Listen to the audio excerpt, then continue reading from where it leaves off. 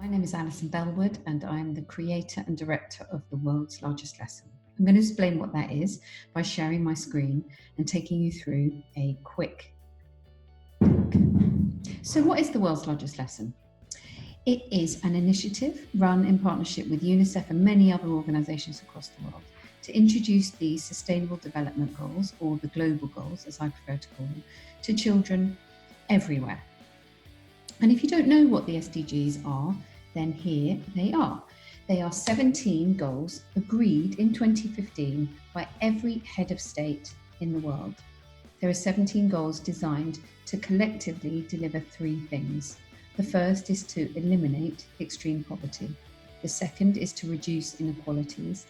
And the third is to combat the threat of climate change. The goals are relevant to everyone. They are very interconnected. So if you start to address one, you'll see benefits across others as well. And there is no one in the world that isn't included in this ambition. Now, my mission and strategy within this and within the world's largest lesson is to engage and inspire children between the ages of 8 and 14 in supporting the goals and finding ways relevant to them to take action. So what we want to do is obviously help them understand the context of the goals and some of the problems that the goals are trying to solve. But we also are trying to share with them opportunities and ideas and ways in which that they can take part in making a difference. And that may be locally, it may be nationally, or it may be through global or international advocacy. And finally, that one of the most important things from my point of view is to try and encourage children to feel really, really confident that they can make a difference and that they know how. The program itself is free, it's flexible, and it's open source.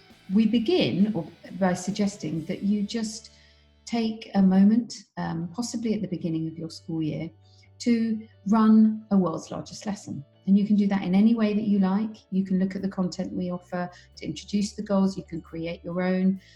You can cut up anything that we've produced and make it really relevant to your context.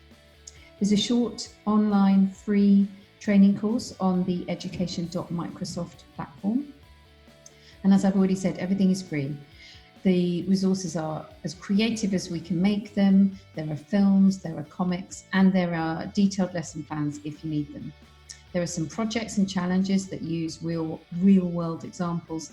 And we encourage children to get out into their local community to kind of use their local community as the stimulus for those projects. And we provide children with a framework for taking action and making change. And at the bottom of this screen here, you can see our website. I'll share it again at the end. Just to give you a sense of the scale of this and what you're joining, each year we measure as much as we can how many children are taking part just by the educators who are visiting our platform. So last year we estimated that we reached over 8 million children across 153 countries.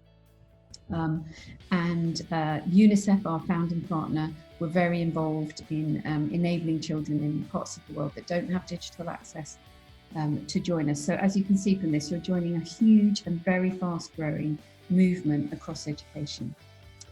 Ultimately, what we're trying to do is to shape the values of children, to give them a more expansive and open sense of the world and make them feel part of a bigger generation that doesn't really have the borders of their classroom or their town or their country. And we're trying to encourage that community or group to feel that they can really make a change across the world. We call it building global competence.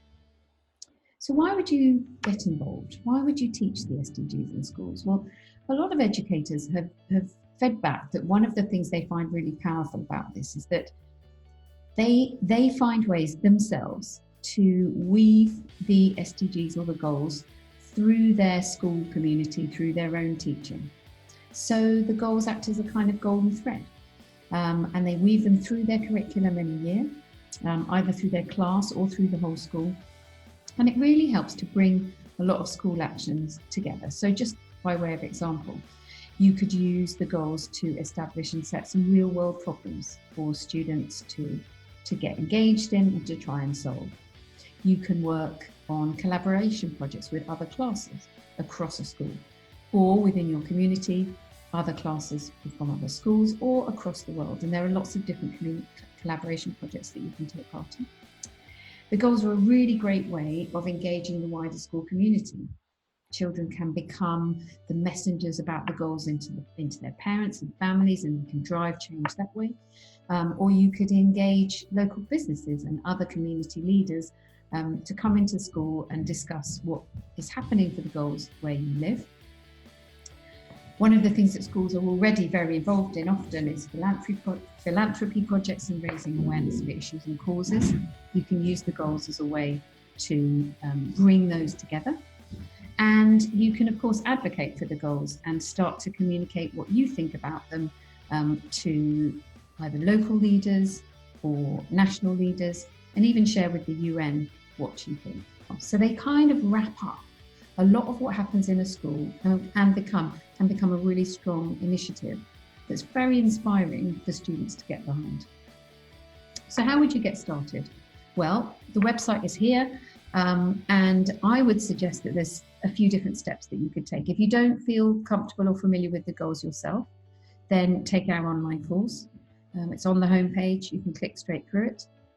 You can look at the resources to introduce the goals. There's a number of different lesson plans for different ages, and you can use different activities from those just to introduce the goals first of all. Some teachers like to let their students choose which goals they want to focus on most. You could do that, or you could look at your own plans for the year and see if there's a way to link the goals to some of the already existing lessons that you're going to teach or requirements that you have for the year. We have a number of different films. You can share those with students just to get them talking, and then look at all the lesson plans and decide which ones fit either with what students want to learn or your own agenda. But the most important piece here is number 6. Take action for the goals. We try to make sure that every lesson that we create has an action focus within it. It's not just about sitting in a classroom, and you can't make change just in that way. So we try to encourage kids to develop their own action plans, just to do tiny things if that's all that they can do, but something to make a change can give them a real sense of empowerment and a real sense that they can be part of making change across the world. And then finally, share with us what you've done. Photographs, films, tweets, everything. We love to see it. We share a lot. We'd love to amplify the great work that you do. We love to see stories of change, and we're building a section of our new website where we will be hosting those stories of change. So if you have some, please share them. This year we're creating some new content. Everything will be out in June. We are looking at biodiversity as a big issue and encouraging students to make space for nature. We are helping them to see the really crucial role that biodiversity plays within the delivery of a really safe and secure planet for us all in the future, and linking that to issues of development, poverty, hunger, etc.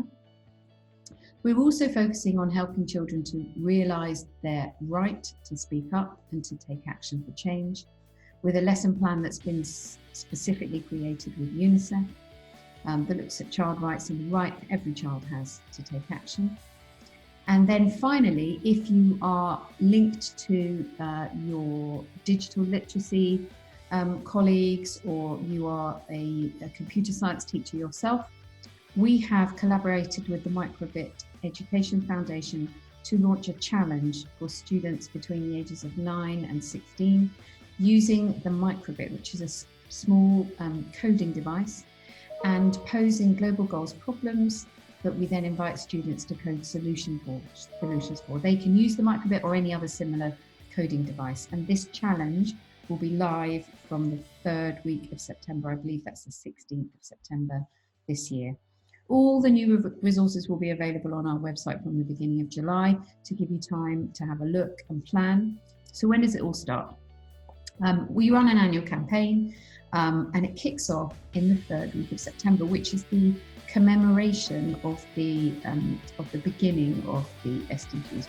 I'm going to stop sharing my screen now and say thank you so much for listening. Please get in touch. Share anything you creative, I've already said. Find us on Twitter @TheWorldsLesson, and I look forward to hearing from you. Bye.